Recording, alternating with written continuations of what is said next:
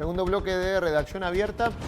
Y este lunes, a través del trabajo de nuestro compañero Dante Leguizamón, compañero y colega, se conocieron varias noticias impactantes, podría decir. Por un lado, un escándalo que envuelve a la Iglesia Mormona, como se la conoce, o la Iglesia de Jesucristo de los Santos de los Últimos Días, por el pago de una suma de 4,5 millones de pesos para intentar tapar un abuso ocurrido hace algunos años. Pero por otro lado también la detención del miembro de esa iglesia que habría perpetrado el abuso y la difusión de una noticia que llegó a todas las puntas del país, se conoció a nivel nacional.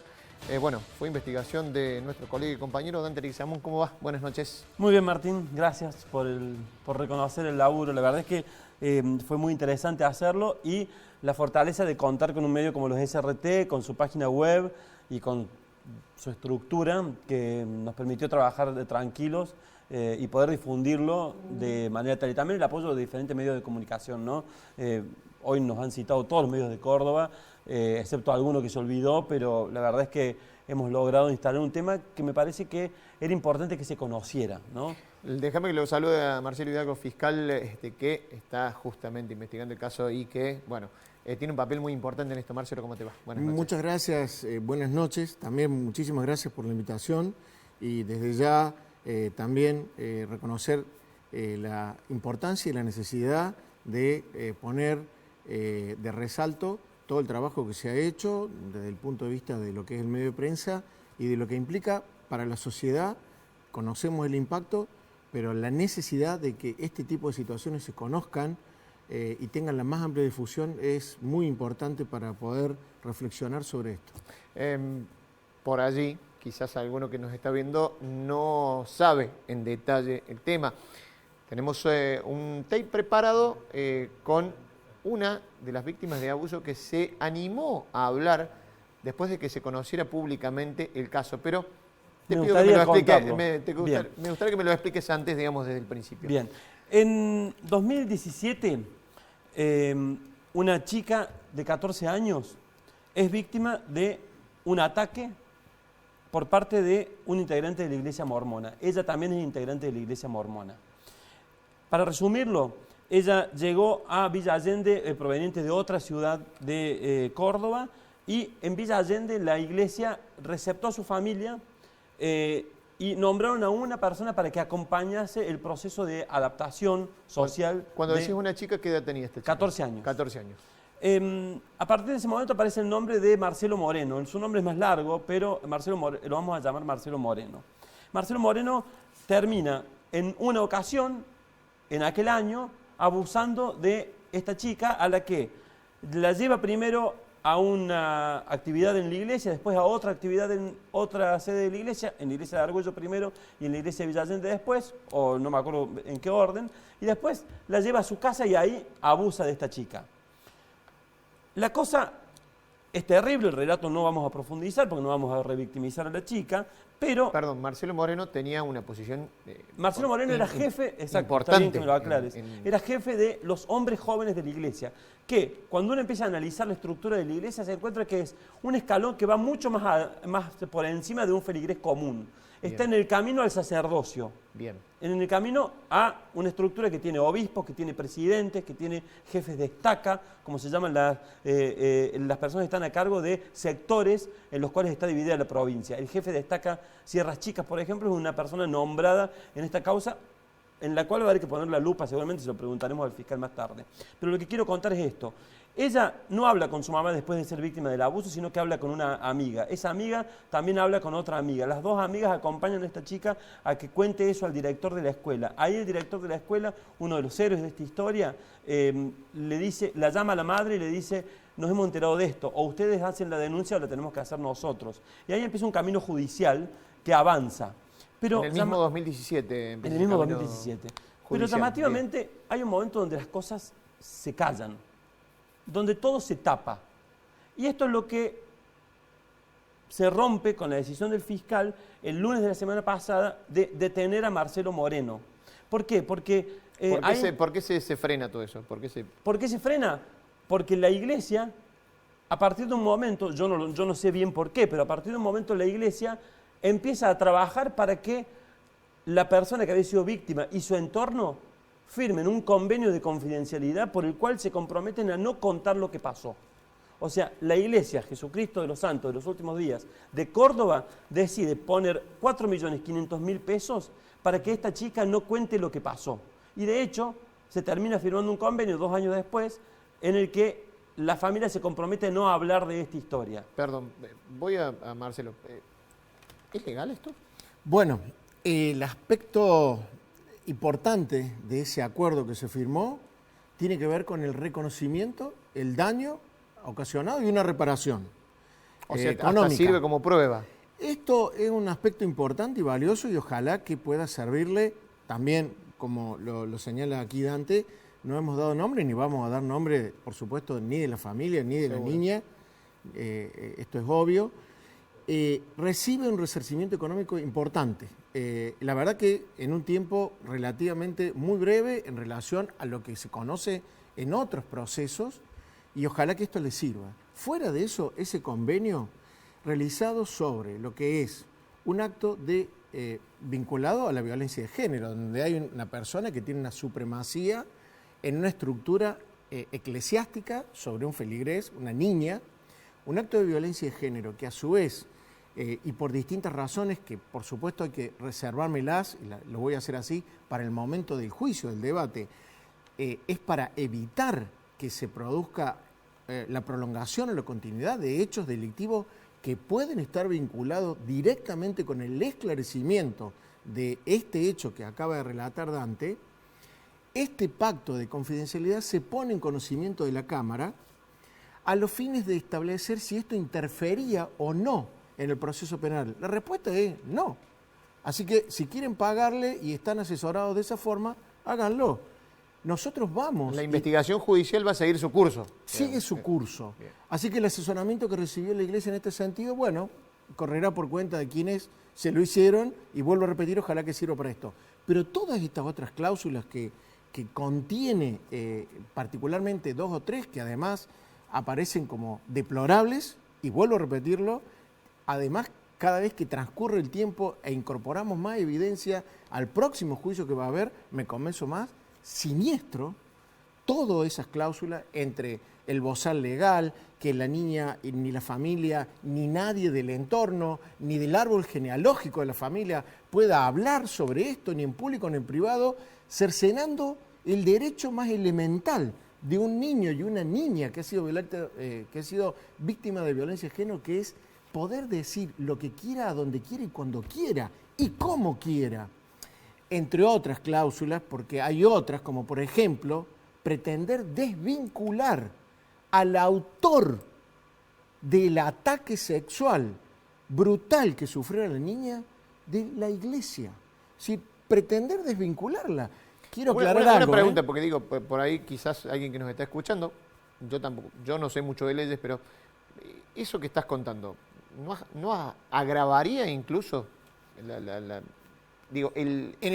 el hecho como una prueba? Digo, mira, Martín, en el caso de la Fiscalía, precisamente el conocimiento de ese convenio es lo que motivó el pedido de detención, porque creo que cualquier ciudadano de a pie, cualquier persona, puede estar elaborando el mínimo razonamiento que consiste en decir, si le han hecho firmar esto, entre otras cosas, desvinculando a Moreno de la Iglesia, me permito pensar, como cualquier otra persona, ¿qué podrá decir alguien en el juicio sobre esto? Dante. A mí me parece importante marcar esto, ¿no?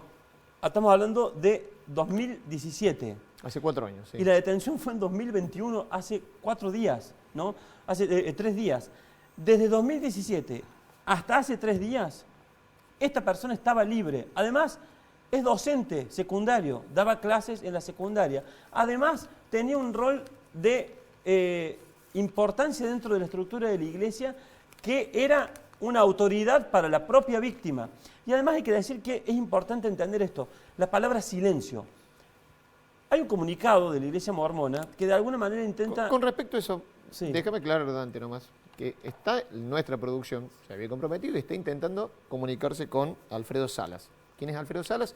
es el director de Asuntos Públicos y Comunicación de la Iglesia de Jesucristo de los Santos de los Últimos Días, justamente para tener su palabra. Digo, aclaro esto, vos vas a hablar de comunicado, pero queríamos tener la palabra justamente de la gente de la Iglesia para ver cuál es su versión. El comunicado, por un lado, confirma la existencia de la noticia, digamos, confirma que hay un acuerdo, que es un acuerdo extrajudicial, pero después entran algunas inexactitudes. Por ejemplo, dice que de algún modo se ha querido decir que la Iglesia buscaba impunidad. Nosotros no decimos eso. Peor aún, lo que estamos diciendo es que la Iglesia buscaba silencio. Inclusive no le importaba que hubiera justicia o no hubiera justicia para la víctima. Lo que la Iglesia buscaba es silencio. Y ese silencio es importante porque explica por qué y cuánto silencio ha habido para que Marcelo Moreno no solo esté libre entre 2017 y 2021, sino que también haya estado libre entre 2005 y 2017. Y esto tiene que ver con la nota que hicimos con Ludmila en el día de ayer. Contame quién es Ludmila. Ludmila es la media hermana de Marcelo Moreno, también... Media hermana de la persona denunciada. Media hermana de la persona denunciada, también integrante de la Iglesia Mormona, que dice, nos contó ayer, en exclusiva también, que a los 5 años fue víctima de un abuso de su medio hermano cuando tenía 17 años. El hermano tenía 17 años y ella tenía... Y él tenía 5. 5 años. Se atrevió a los 5 años esta niña a contar lo que pasó. ¿Y cuál fue la respuesta de la Iglesia? Silencio. El mismo silencio que hizo entre 2017 y 2021. Pero ese silencio que hizo o que obligó al entorno de la chica, a Ludmila, a hacer entre 2005 y 2017, es lo que le permitió a Marcelo Moreno cometer el hecho de 2017, porque nadie hizo nada para que quedara un registro de aquel episodio. Mira, justamente, vamos a escuchar lo que les decía ayer en exclusiva, Ludmila Moreno, que se animó a hablar después del conocimiento público. Y que nos pidió dar a conocer su nombre, Martín. Esto es importante. Es importante. Ella nos pidió dar a conocer su nombre porque necesitaba contar esta historia. Hoy tiene 22 años. Ludmila, y esto decía ayer en Radio Universidad. Fue en el año 2005. Él vivía en mi casa. Es hijo de mi papá. 2005, vos tenías 5 años. 5 años, sí. Él vivía conmigo porque era hijo de mi papá. Bueno, esto surgió a la siesta cuando ellos dormían. Él abusaba de mí todas las tardes hasta que un día pude hablar con mi padre y contarle la verdad de lo que estaba pasando, porque tampoco podía dormir de noche. ¿Ellos eran mormones? Mi papá es religioso desde que era chico, mi mamá no, mi mamá es atea. Y él también es mormón, Martín es mormón, porque mi papá lo hizo religioso. Lo mandó a la iglesia desde chiquito. Cuando me animé a hablar, mi mamá se despertó, bueno, habló con él, reaccionó a su forma. Mi papá lo sacó de la casa, no lo vi por un par de años, pero con todo este tema de la religión que te llena en la cabeza, mi papá lo volvió a perdonar, lo volvió a traer a mi casa, venía con su familia, siempre en las fiestas, cumpleaños. Él tuvo mis 15, y como yo era chica, era menor de edad, mi palabra no servía, y mi mamá mucho no me podía ayudar, la verdad, por miedo. Entonces, cumplí 18 años, hablé con mi papá porque no lo quería ver más, y que aunque tenga religión, yo sé que esas personas nunca cambian. Entonces me dice, bueno, perfecto, no va a venir más. Y bueno, no vino más, pero tuve que esperar hasta los 18 años. Sí, conté a la iglesia, pero la iglesia lo que me decía es que tenían que perdonar, que las personas cambian, y que me hablaban mucho de Dios. Por eso también dejé la iglesia a los 18 años. Por obligación de mi papá tuve que seguir yendo, pero a los 18 lo dejé. Prefería así, de no ir más, porque no me gustaba que me obliguen y que me digan que personas así cambian, porque no cambian. Mi mamá lo único que hizo es hablar en la secta y le habían dicho que no podían hacer nada porque era la palabra mía de una nena de 5 años a la palabra de un chico de 17 años. Porque me da bronca que haya quedado suelto y haya pasado eso de la chica. De verdad que me siento culpable No, de pero no haber hecho nada.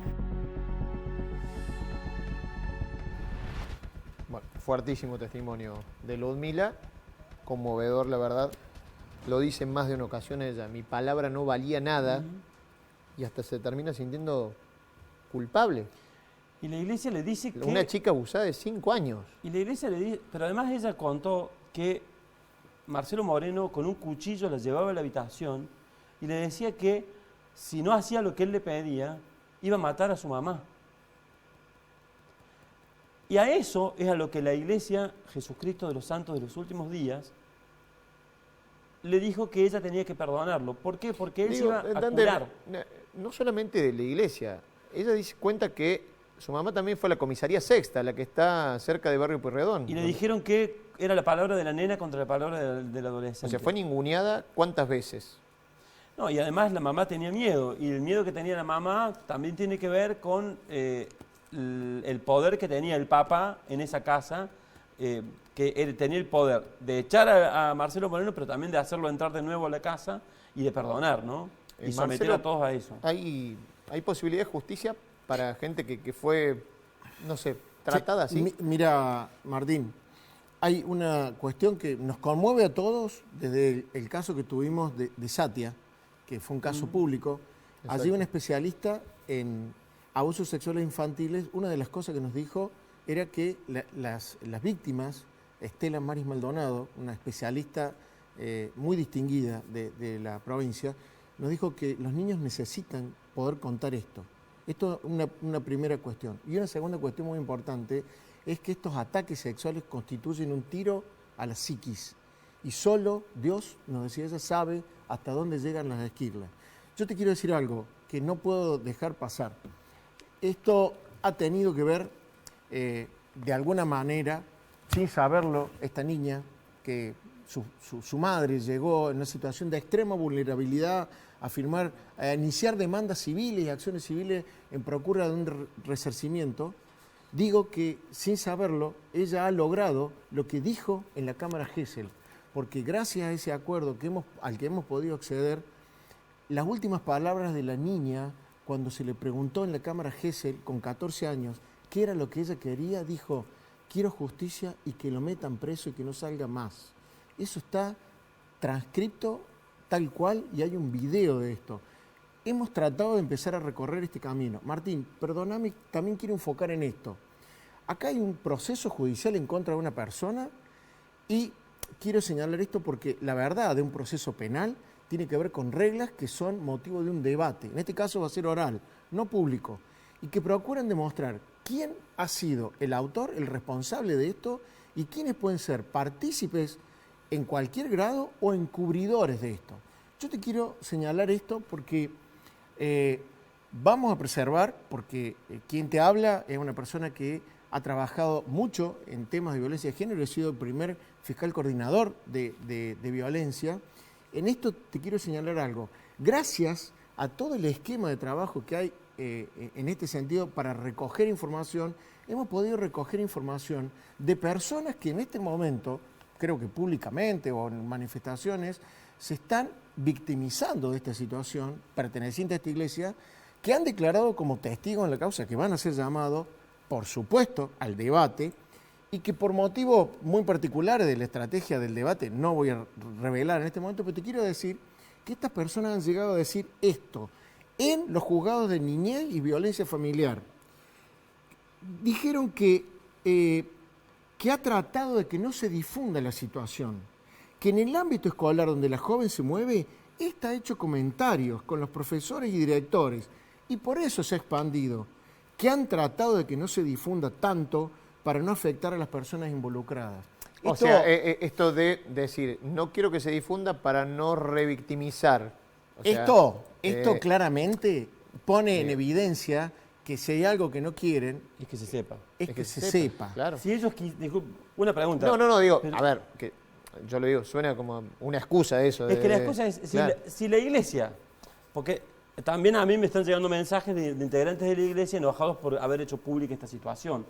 Entonces, si la iglesia realmente quería proteger a la niña, se hubiese convertido en querellante de la causa y hubiese demandado la propia iglesia a Marcelo Moreno. Claro. Porque era un integrante de su estructura que había abusado de una nena de 14 años. Sin embargo, lo que hizo, no conocí ese testimonio, pero lo que hizo es justamente eso. Eso se desprende. Se desprende que lo que hicieron fue hacer todo lo posible para tapar. E inclusive, de lo que lee ahí Hidalgo, yo entiendo, están tratando de culpabilizar a la nena de que se conozca el hecho. O sea, la están criminalizando a la nena porque dice, esto se conoce porque ella habla. Lo mejor que ella pudo hacer fue hablar. Y esto es lo mejor que pueden hacer si hay otras víctimas. Porque es una de las cosas que me estoy preguntando. Eso te iba a preguntar. Si hay otras víctimas, los SRT estamos dispuestos a escucharlas. Porque da la sensación de que detrás de esta estructura y de la personalidad de este individuo hay una metodología y no me extrañaría que haya otras víctimas. Yo te lo quiero confirmar a esto. Me ¿sí? quedan 30 segunditos, pero Te lo decime, confirmo. decime. Hay un proceso en contra de Marcelo Moreno Pérez, que está radicado en una fiscalía de delitos contra la integridad sexual, una denuncia formulada de otro ataque sexual con acceso carnal de una persona en su círculo íntimo. Nosotros lo sabemos esto porque esta es información de la que dispone el Ministerio Público en todos estos casos. Esto es otra víctima. Y Otra esto, víctima más que se suma a estas dos que escuchamos. por supuesto, Bien. es una denuncia que se formuló en el año 2018. Dante. Una cosa más. Silencio en 2005 con el caso Ludmila. Silencio en 2017 cuando atacan a esta menor. Silencio ahora que está detenido Marcelo Moreno. Silencio del vocero de la iglesia mormona en Córdoba. Silencio del vocero de la iglesia Jesucristo de los Santos de los Últimos Días en Buenos Aires. Ahora se le cayó la conexión a la persona que iba a hablar con nosotros. Silencio es la estrategia de esta iglesia. Y no hablamos de los feligreses que tienen todo el derecho que quieran a ser parte de cualquier estructura. Acá hablamos de la responsabilidad que tuvieron y que tienen las personas que eran autoridades de la iglesia al momento de este episodio. El tema es que una de esas personas es el propio abusador. Les agradezco muchísimo a los dos. Muchas gracias a vos, tema Martín. Gracias. Muy interesante. Nos vamos a una pausa cortita. Ya venimos con el cierre de Redacción Abierta.